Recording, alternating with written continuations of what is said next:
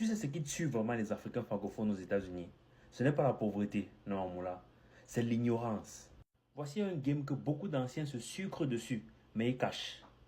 Pendant que toi tu t'excites pour un overtime de 150 dollars, certains mettent seulement 200 dollars sur ce qu'on appelle une palette de retour. Et ils peuvent encaisser jusqu'à 1500 cash. And then gonna tell you, ils ne vont pas te just, moi ils vont tout trahir. Je t'explique déjà c'est quoi ce hustle. J'en avais déjà parlé dans une de mes vidéos auparavant, mais je t'éclaircis ça encore.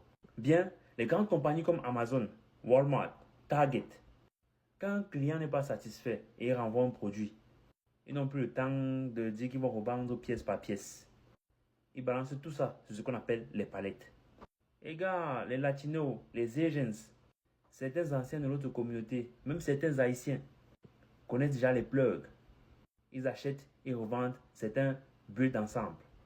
Pas nous, hein. Nous on n'a pas le syndrome là. Je parle de certaines communautés que j'ai citées. Sinon nous là, chacun se cherche. Deuxième chose, du hustle à l'empire. Tu crois que c'est juste un petit hustle pour survivre? Non, Moula. C'est un de nos propres frères ou anciens. Ils remplissent les conteneurs et ils envoient ça au pays. Certains encaissent juste là-bas. D'autres encaissent même là-bas et ici. Mais le problème, les gars gardent l'information comme si c'était un héritage royal. Ils ont ouah non, toi aussi tu dois ouah. C'est comme ça, c'est la logique dans notre communauté. Donc quand on dit ancien là, ça ne me touche pas. Résultat, très peu font du bon business, la plupart restent bloqués dans les warehouses. Ça fait mal, mais c'est la vérité. En tout cas, moi personnellement, ça ne me fait plus mal. Troisième point, parlons du level up. Le vrai move, ce n'est pas juste d'acheter une ou plusieurs palettes. C'est de créer une LLC. Tu négocies direct avec ceux-mêmes qui sont derrière les liquidations.